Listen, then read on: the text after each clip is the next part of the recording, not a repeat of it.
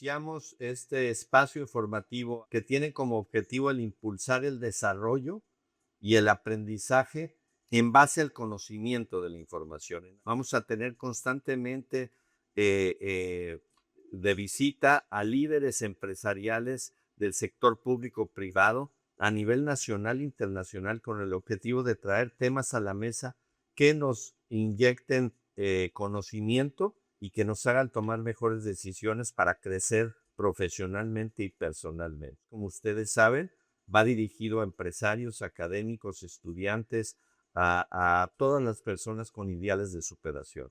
Y aprovecho para agradecerle a muchos empresarios, académicos, estudiantes también que están en distintas partes de la República Mexicana y de Estados Unidos que nos ven, y agradecemos mucho también los comentarios que nos hacen para hacer crecer este programa, que la intención, repito, es impulsar el desarrollo en base al conocimiento de la información, con el objetivo de impulsar una cultura de desarrollo con temas propositivos de nivel nacional e internacional. Como te comentaba, este espacio van a venir líderes del sector público y productivo, porque nos hace mucha falta cultivar esa información actualizada para que nos permita tomar mejores decisiones y crecer profesionalmente y personalmente. Así que muchísimas gracias, de lo cual nos sentimos muy orgullosos que estés aquí.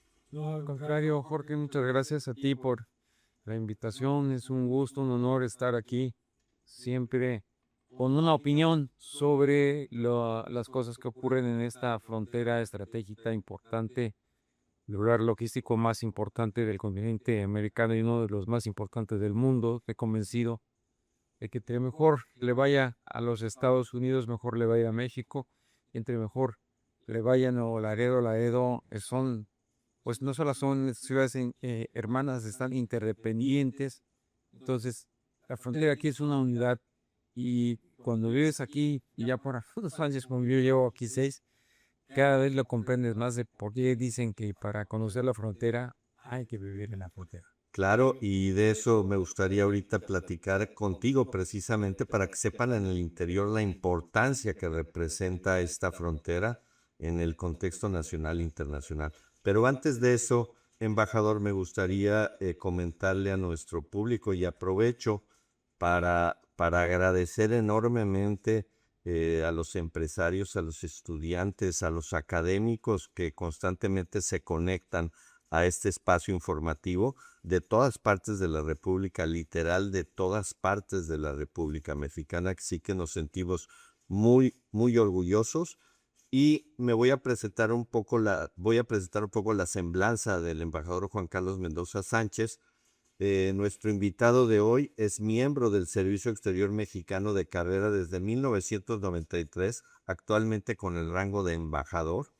La formación profesional: es licenciado en Relaciones Internacionales por la Facultad de Ciencias Políticas y Sociales de la UNAM, maestro en Relaciones Internacionales por la Facultad de Ciencias Políticas y Sociales, y bueno, dentro de su enorme trayectoria, responsable de asuntos políticos y concurrencias en Letonia y Lituania, en la Embajada de México en Suecia de mayo de 2001 a agosto del 2003, también director general adjunto del Instituto de los Mexicanos en el Exterior de agosto del 2003 al 2006, cónsul adscrito en el Consulado General de México en Denver, Colorado, del 2006 a 2008, cónsul adscrito en el Consulado General de México en Los Ángeles, California, del 2008 al 2015, cónsul titular de la sección consular de la Embajada de México en Washington, del 2015 al 2017, director del Instituto de los Mexicanos en el Exterior de mayo del 2017 al 2019, y también actual cónsul general en el Consulado de México en Laredo, Texas. Y dentro de las publicaciones académicas que tiene el embajador Mendoza, autor de varios artículos sobre las relaciones internacionales de política exterior en México, autor del libro 100 años de política exterior mexicana, que es altamente recomendable. Pareciera que ahora cobra mayor interés este libro. Y en agosto del 2014 el Instituto Nacional de Estudios Históricos de CELSONTE publicaron la segunda edición ampliada bajo el título 100 años de política exterior mexicana del 2010, del 1910 al 2010, de Francisco y Madero a Enrique Peña Nieto. Entonces, como ustedes pueden ver, esta gran trayectoria del embajador Juan Carlos Mendoza, y nuevamente gracias por estar aquí. Y bueno, me gustaría iniciar un poco con la labor que está haciendo actualmente el consulado. Creo que los consulados ahora tienen una labor muy importante por obvias razones de la importancia de las relaciones de México en el exterior y particularmente en Estados Unidos. ¿Nos gustaría dar una reseña de los servicios? Los consulados, México tiene una importante red de consulados en Estados Unidos, incluido que se cuenta ahí Puerto Rico. Tenemos 53 oficinas consulares, incluye también la sección consular. Hay diferencias básicas entre consulados generales y consulados de carrera. Y los consulados generales, el titular es nombrado directamente por el presidente de la República y ratificado por el Senado. Los consulados de carrera, el titular es nombrado directamente por el secretario de Relaciones Exteriores, no tiene que ir al Senado a buscar la ratificación. Y son una especie que entran dentro de la circunscripción general del consulado general. Los consulados de carrera, en los hechos, pues son muy autónomos, ¿no? Esa es la primera gran distinción. La segunda gran distinción son las regiones en donde están los consulados. No es lo mismo un consulado como el de Houston, el de Dallas o el de Los Ángeles que los consulados de la frontera, ¿no? O la sección consulares. Es otra historia. Hay consulados como Los Ángeles, donde hay, pues en el condado de Los Ángeles hay 4 millones de mexicanos en el condado de Los Ángeles. No es un solo condado, ¿no? Pues tenemos 6 condados y no tenemos ni la sombra de esa, Claro. de lo que es un cachito del condado, ¿no? O sea, entonces la función más importante por ejemplo, del consulado de Los Ángeles, yo estuve ahí casi 8 años, muchas veces es la documentación. Y ellos, el documento que más expiden son las matrículas consulares, te das cuenta, ¿no? En la frontera, nosotros el documento que más expedimos es el pasaporte, por obvias razones, porque aquí está la comunidad binacional, ida y vuelta y todo, y allá no, entonces allá es población que está asentada en la ciudad, hay una importante número de población indocumentada y hay eventos comunitarios también es muy importante. El comercio, por ejemplo, pues no es una parte, sí va la promoción económica y por supuesto, no hay muchas exportaciones y todo, pero es diferente de lo que hacemos en este lado, ¿no? En Denver, por ejemplo, cuando yo estuve en Denver, ahí es una historia diferente porque en Colorado es uno de los estados de reciente migración. En la última década del siglo pasado fue donde empezó a crecer mucho la migración, en la primera, sobre todo del siglo XXI. Y entonces ahí está muy dispersa en un estado tan grande como Colorado, ¿no? Y a diferencia de Los Ángeles, que es un condado y que pues lo máximo que haces para recorrerlo no va más allá de una hora para llegar a Palmdale, por ejemplo, por allá más o menos 50 minutos. Así es. En Colorado tienes que hacer varias horas para ir al norte, al sur, al este o al oeste, donde están asentadas las comunidades en poblaciones chiquitas, ¿no? Entonces es totalmente diferente cada consulado. Ahí también en la documentación y sobre todo también la protección. En frontera, pues lo que tenemos más en términos del Departamento de Protección, pues son los cruces, ¿no? Tenemos la frontera. Había que estar trabajando mucho con Lituania y Letonia, que eran las concurrencias, porque los votos de esos países, porque pues, son muy importantes para México en candidaturas internacionales, ¿no? Entonces, es otra dinámica, la cultura, la promoción de la cultura, los intercambios. A mí en los 2 años que estuve por allá, estuvieron muy activos porque los reyes de Suecia vinieron a México, el presidente de Lituania visitó México y la presidencia de Letonia también visitó México, ¿no? Entonces, logramos ahí unos intercambios políticos importantes. En Washington, pues he estado 2 veces. La primera vez estuve en la embajada donde me tocaba como asistente del embajador alterno del jefe de Cancillería, pues muchas cosas que tenían que ver todo con los militares, todo lo de sobrevuelos, todo lo de visitas de aviones mexicanos, de barcos mexicanos, de visitas. Me tocaba hacer el enlace con el protocolo para cualquier visita de presidente, de secretarios. Me tocaba los informes de la embajada. Había muchas cosas, informes que se concentraban en la oficina del jefe de Cancillería, donde tenía que estar presente.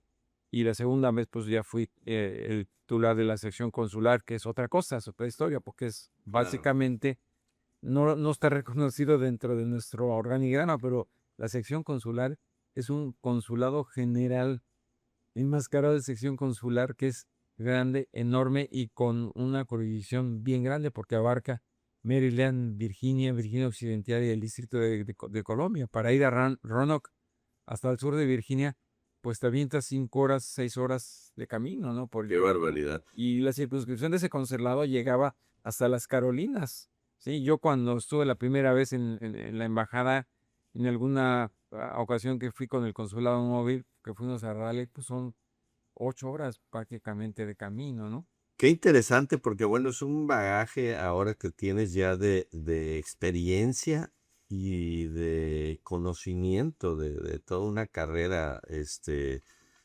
como cónsul, ¿no? Pero bueno, se podría decir que cuando te convocaron a que te vinieras a la frontera más importante entre México y Estados Unidos, pues quizás salir de una de esas grandes ciudades con una cultura y una economía más grande, quizá se pudiera pensar que pues, va a ser un trabajo menor, pero creo que ha sido una gran sorpresa también hemos visto cómo te has involucrado de una manera tremenda en el trabajo de socioeconómico de la región Laredos, que es la frontera más importante entre México y Estados Unidos. ¿Y qué le pudieras decir al auditorio de esta experiencia de la región Laredos? No, sin duda, para mí ha sido una gran experiencia. Yo cuando comparecí en Senado, después de que me nombró el presidente Andrés Manuel López Obrador, cónsul en Laredo, cónsul general en Laredo, para buscar la ratificación del Senado, presenté un programa de trabajo y uno de los puntos era, por ejemplo, la diplomacia consular transfronteriza, ¿no? O sea, Sí, un poquito. sí, me recuerdo. Yo tenía más o menos claro cómo estaba funcionando estas cuestiones. Había estado en Los Ángeles, que teníamos varias visitas hacia a la frontera de trabajo regionales y todo esto. Pero cuando llegué, la historia fue totalmente diferente. Era mucho más complejo de lo que yo me había imaginado, de lo que tenía en los informes, de lo que uno puede leer, ¿no? De los informes de cónsul, de las carpetas. Tenemos nosotros una cosa que se llama la CIBA, la carpeta informativa básica de todos los asuntos consulares, donde ves la cotidianidad. Pero cuando llegas, es totalmente otro mundo, porque de repente, pues, todo el mundo llegaba a tocarme las puertas, ¿no? Y entonces un momento decía, bueno, ¿y yo por qué, no? O sea, porque yo tengo que ir a una reunión con los organismos de la sociedad civil de Nuevo Laredo, por ejemplo, ¿no? O que tengo que estar yo viendo con las universidades.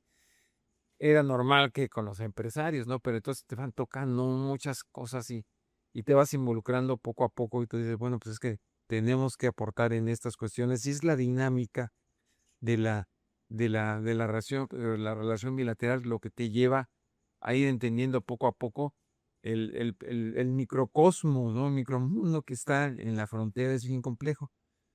Básicamente aquí vivimos todos los temas de la relación bilateral, todos los temas de la relación, a diferencia de Washington, donde los ves a la distancia, aquí los ves en vivo, ¿no? Aquí los ves en vivo en la embajada, pues cada quien tiene un tema, ¿no? Aquí el titular tienes todos. Y la diferencia de lo que veía en Washington en mi primera etapa que estuve dentro de la embajada, pues es que allá teníamos también relaciones con el Congreso, que es lo único que no tenemos acá. Sí tenemos relaciones con el Cabildo, por supuesto, ¿no? Claro. Pero ese tema, salvo ese tema, todos los otros temas de la relación bilateral México-Estados Unidos los ves aquí en la frontera, ¿no? Así Entonces es importante cómo te vas involucrando y cómo te conviertes en un actor más y en un interlocutor, como si mantienes un equilibrio sano, puedes jugar un papel muy importante en resolución de conflictos, en mediación, en facilitación de cosas. Había cosas de repente que parecían muy simples, pero que iban ligadas a muchas otras cosas, ¿no? Por ejemplo, las cuestiones de la algo de la vacuna que me empezaron a tocar. Consuelo, ¿puedes ayudar claro. para traer la medicina de la vacuna? Porque pues pasa por la aduana y no deja pasar, ¿no? El director de la Jurisdicción Sanitaria 5, no. No, no. ¿Cómo está esto? Resulta que, pues ahí te vas dando cuenta de que cosas como la tuberculosis, pues es muy específico y cada paciente recibe no solamente una dosis, sino una fórmula diferente para el padecimiento, como de que las muestras las mandaban a Texas y Texas contribuía con las vacunas específicas, con la medicina, con el tratamiento para cada uno de ellos. Entonces había que hacer una gestión. Así es. Así en la aduana, pues todo eso pues se fue articulando con el paso de los años, pues entran a las diversas autoridades y hoy está muy bien regulado, ya no requieren la participación del consulado, pero en algún momento fue crucial la participación del consulado y eso va ligado a muchas otras cosas, ¿no? Y creo que vale la pena, Cónsul, decirle a nuestro auditorio de toda la República Mexicana, de distintas partes de Estados Unidos, que bueno, aquí en esta frontera, nada más para poner en contexto, que lo hemos repetido muchas veces, están pasando casi alrededor de 16,000 trailers diarios y 2,000 furgones de ferrocarril. Nada más por esta frontera, que por cierto también aportamos nuevamente el 23% del IVA nacional. Y de las decisiones que salen en esta frontera tienen que ver mucho con la economía y el impacto que a nivel nacional e internacional en Estados Unidos y en México, ¿no? Sí, no, sin duda, eh, desafortunadamente la frontera está muy lejos de las capitales. Y muchas de las cosas que se viven acá no se conocen bien en las capitales y en las capitales no tienen la sensibilidad para ver el día a día. Hay muchas cosas en la frontera que no están reguladas. Hay acuerdos a nivel de los dos gobiernos o en América del Norte también, los que incluyen a Canadá, son cosas más a nivel macro, pero cuando entras a la parte fina, a la micro del día a día, hay muchas cosas que hay que resolverse y hay que resolverse con cooperación binacional. Y tienes que tener coordinación donde esté participando la Habana, donde esté participando los transportistas, donde estén participando los alcaldes, donde estén Los participando industriales, los los agentes aduanales. aduanales.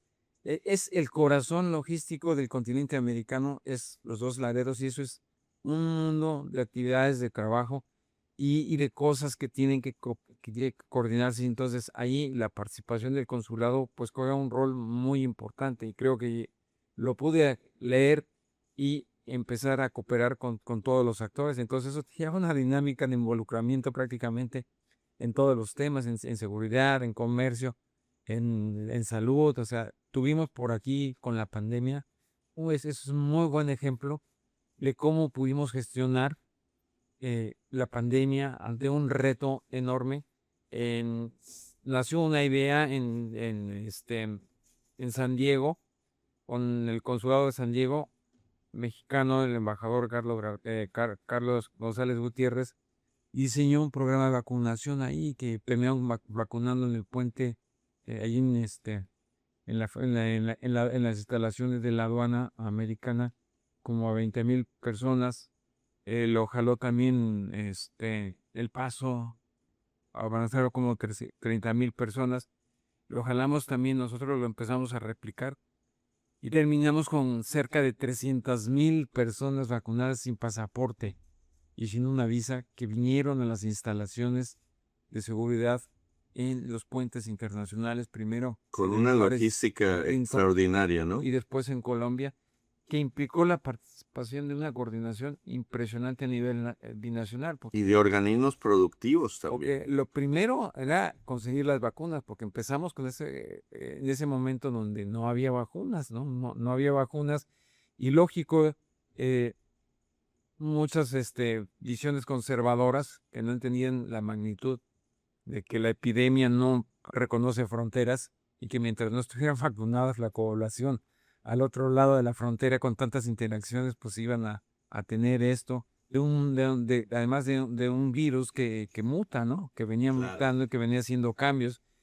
Y en este sentido, cónsul, creo que ahora estamos viviendo un momento trascendental en la vida en la relación entre México y Estados Unidos en general, ¿no? En cuestiones migratorias, en cuestiones del Tratado de Libre Comercio, que ya viene la famosa revisión próximamente, en cuestiones de seguridad, en cuestiones de educación y de conectividad. ¿Qué nos puedes decir de la relación actual entre México y Estados Unidos? Bueno, mira, no hay otro país con el que comercie más Estados Unidos en el mundo que con México. Y Laredo ya es el puerto número 1 también. Y el 42% de todo lo que comercia México y Estados Unidos pasa por el sector Laredo, que es un mundo, ¿no? ¿De qué tamaño es ese comercio? Es un comercio muy grande. El 2024 cerró en alrededor, poquito arriba de los 800,000 millones de dólares. 800,000 millones de dólares es realmente un mundo de comercio entre México y Estados Unidos, y pues el 42% pasa por esta región. Hay unas presentaciones muy importantes que tiene CBP, por ejemplo, de cuánto es el impacto de los dos Laredos en la vida cotidiana de los estadounidenses. Y tú ves cómo la carga, una vez que pasa por Laredo el primer día, cómo se van poniendo las líneas rojas a diferentes ciudades. Y lo tienen medido hasta 7 días, y entonces vas a ver todo el país lleno ya de líneas rojas y de conexiones que se originan en Laredo. Entonces toda una red que va haciendo un impacto en toda la rama logística económica. Toda la vida cotidiana de las principales ciudades y los lugares en Estados Unidos pasa por Laredo, y la gente no lo sabe.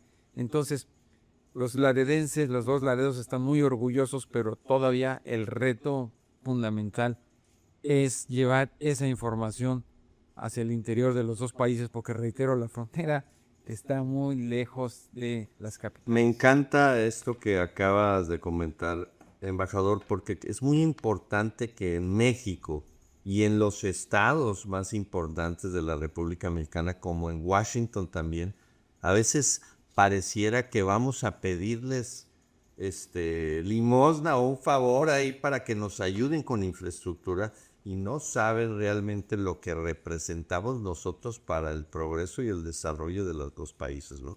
Mira, te pongo un símil.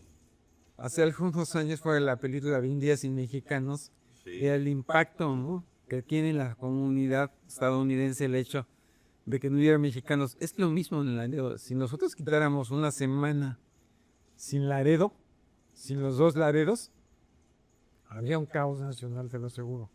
Así es. Cónsul, ¿qué nos espera en estos próximos tiempos a corto plazo? Lo que estamos viviendo ahorita de muchos cambios entre la relación de México y Estados Unidos. ¿Cuál es tu percepción? La relación entre México y Estados Unidos es una relación que históricamente ha sido muy, muy, muy compleja, ¿no? Nosotros nació con mucho conflicto.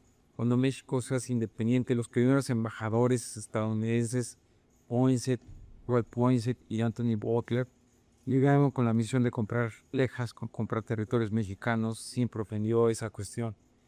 Butler usó las reclamaciones de ciudadanos por daños en las revueltas realmente entre el México independiente y la intervención norteamericana. Estuvimos ahí como 31 presidentes, ¿no? Sí, 31 presidentes, y empezamos como imperio, porque no empezamos como república, ¿sí? Claro. Si se acuerda.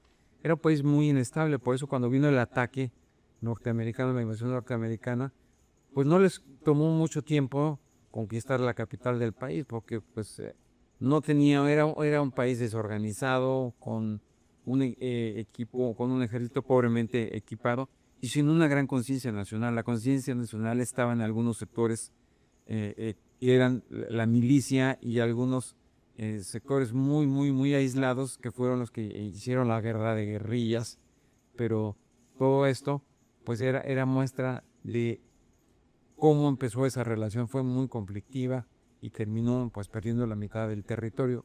De la ratificación del Tratado de Guadalupe, o sea, 15 días después se fundó Nuevo Laredo, ¿no? O sea, y justamente un grupo de mexicanos de Laredo pues se fueron con los poquitos que vivían del otro lado del río y fundaron esta ciudad.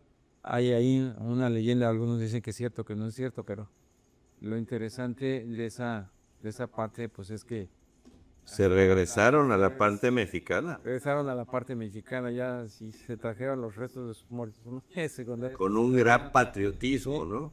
Es ese asunto, ¿no?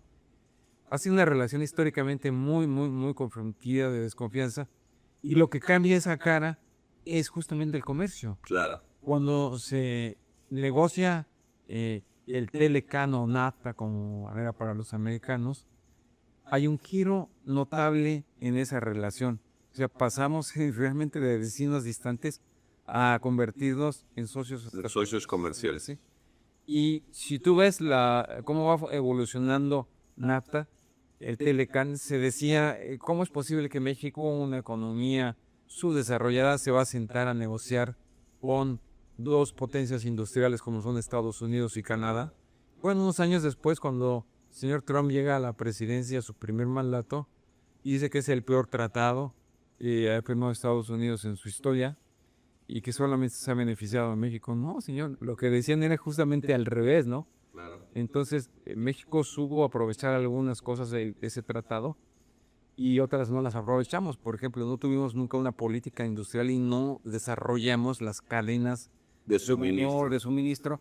Y esa parte la tuvimos que caer de los países del Pacífico. Ese es un tema importantísimo el que estás tomando, nada más entre paréntesis, cónsul, porque es muy importante que México, y eso yo lo veo como un área de oportunidad, en donde nos volvamos a ser fabricantes también, porque nosotros prácticamente con la llegada de China, pues nos dedicamos a comprar de a China en vez de nosotros estar produciendo también. Sí, toda esa micro no se desarrolló, era un tratado de inversiones, de comercio.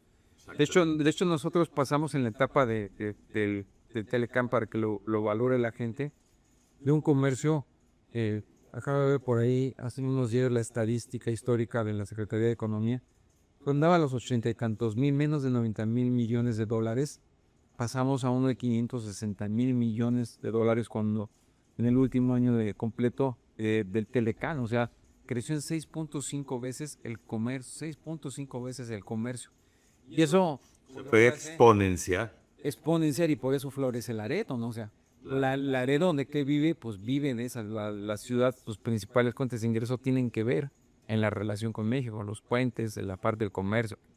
El Laredo es el que administra los puentes, ¿no? O sea, entonces, todo eso modificó la relación entre México y Estados Unidos, todo eso contribuyó a la transformación de México y a la caída del PRI, o sea, la caída del régimen, el viejo régimen de la Revolución Mexicana, viene por la lucha de los mexicanos a través de muchas generaciones, sin duda alguna, pero lo que lo facilita es esa apertura al mundo, esa relación con los europeos, con el Tratado que empezamos a tener compromisos democráticos, tuvimos que cambiar varias leyes en términos de protección de trabajadores, de todo eso, y eso en cuestión de prácticamente casi 3 décadas, lo que hizo fue una gran transformación democrática del país y vivimos la primera transición política pacífica en que un presidente de un partido o de una facción le entrega de una ideología al otro sin mayor problema. Sin mayor problema. Entonces,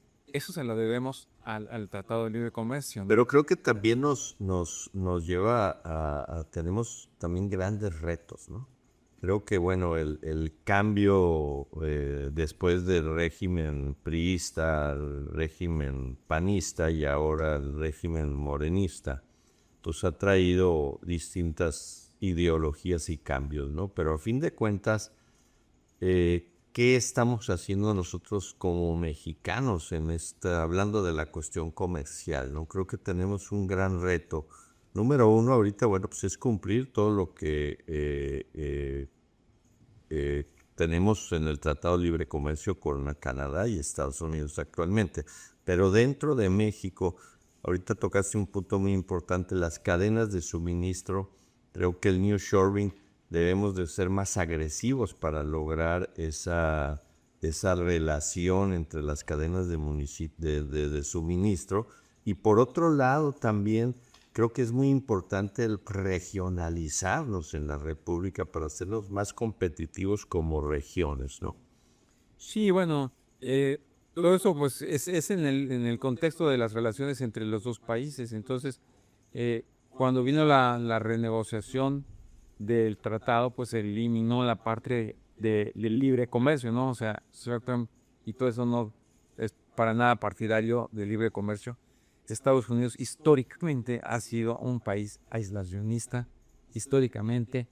Le tocó después jugar de líder mundial, tuvo que tener presencia en diversos lugares del mundo. Cuando dices, ¿por qué Estados Unidos es el que más paga la seguridad de Europa, la seguridad en el en el Pacífico Asiático? Pues porque ese sistema fue el que garantizó la seguridad después de la Segunda Guerra Mundial y el que le permitió a Estados Unidos convertirse en la potencia que es en la actualidad. Empieza ya en un proceso de declive porque hay otros actores que van creciendo, como el actor chino. La creencia de chino pues le pega necesariamente y le va quitando espacios a la participación económica y al poder, va erosionando poco a poco el poder y la presencia de Estados Unidos en el mundo. Y no ayuda mucho que Estados Unidos quiera volver a convertirse en un país aislacionista y básicamente otra vez en un imperio de empezar a poner tributo a los diferentes países en el mundo, con una política de aranceles que lo único que está haciendo es hacer un mundo más inestable, extraer la incertidumbre, algo que más o menos estaba funcionando. Es un cambio, es un nuevo orden internacional que tiene repercusiones necesariamente entre las relaciones México y Estados Unidos. Nosotros somos el país de suministro más importante para Estados Unidos y lo entienden. Sin duda. Y creo que saben muy bien que la única forma de tener una presencia importante en México es a través de el tratado, ¿no? Entonces, para nosotros es vital. El 87% de todo nuestro comercio pues es con los Estados Unidos. Vivimos de ese comercio de que nunca suplimos o no, nuestros empresarios no fueron capaces o no los estimulamos para aprovechar toda la red de tratados comerciales que tuvieran y que se diversificara el comercio. Al contrario, se centró en Estados Unidos. Nos pueden ahorcar, pero tampoco va en su interés nacional ahorcarnos. Entonces es que también juguemos nuestras piezas en esta renegociación, en esta revisión del acuerdo y en esta revisión de la relación con Estados Unidos. Y es donde están los grandes retos. Y ahora que tocas este tema, me pongo a pensar cuando el GATT, que pareciera que ahora nos vamos a regresar a ser un poco más regionalistas y pues estamos viviendo en un mundo global, ¿no? Y desafortunadamente, Y aparte nos encarece, los aranceles encarecen el mercado. por más que los políticos quieran ver hacia el pasado, Exactamente. el mundo sigue caminando al presente. Ese mundo, les guste o no, se está globalizando cada vez más. Por ejemplo, esa idea de hacer grande América otra vez está asociada a regresar a las fábricas, El mundo ya cambió, o sea, pero tenemos que avanzar mucho más allá de eso, ¿sí? Porque lo que tenemos que hacer, en mi opinión, es vincular la educación a las necesidades del modelo, cualquiera que sea que vamos a tener de desarrollo económico, tiene que estar vinculado, o sea, no puedes... Con el sector productivo. Tú lo que ya no puedes hacer es como país graduar a abogados que vayan a manejar un taxi, ¿no? O a médicos que vayan a trabajar en otra cosa. Tenemos que entrarle a las carreras técnicas. Tienes que hacer eso, tienes que ofrecer lo que está demandando tu mercado laboral, tienes que vincular el conocimiento con la productividad. Los empresarios pues, tienen que ponerle más, los empresarios están acostumbrados a que el Estado, las universidades que ellos no pagan, pues son los que le van nutriendo todos sus jugadores. Tiene que cambiar también esa mentalidad, ¿sí? Me quedo con eso. Creo que muy importante y te convoco a otra entrevista para seguir platicando de la educación. Creo que esa hélice que dices del gobierno, el sector productivo, el sector educativo, que estén bien vinculados. Y otro tema también brutal es la deserción que tenemos a nivel secundaria a preparatoria y después de carrera para que terminen su título, ¿no? Pero creo que ese es todo un tema. Desgraciadamente se nos acaba el tiempo, pero ese es un tema, te repito, que de alta prioridad, ¿no? Lo platicamos en otra ocasión, con mucho gusto. Cónsul, ¿algo con lo que quieras cerrar? Bueno, yo nomás diría que vivimos tiempos difíciles en la relación México-Estados Unidos, pero la verdad nos ha ido mejor cuando cooperamos, cuando nos entendemos, es cuando mejor ha funcionado. Hoy el mundo, como decías, se sigue regionalizando. Eh, la competencia no es entre México y Estados Unidos, no es entre México y Canadá, no es entre Reynosa y Nuevo Laredo, no es entre Nuevo Laredo y El Paso. La competencia está afuera. Y si no somos capaces de entender eso, Exactamente.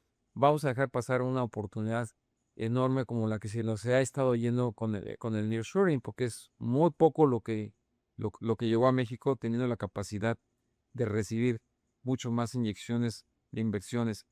Pero yo estoy convencido de que si los políticos a final de cuentas ponen interés en buscar el beneficio de los países a largo plazo y de avanzar en la mayor integración de América del Norte, no le conviene a Estados Unidos un México débil.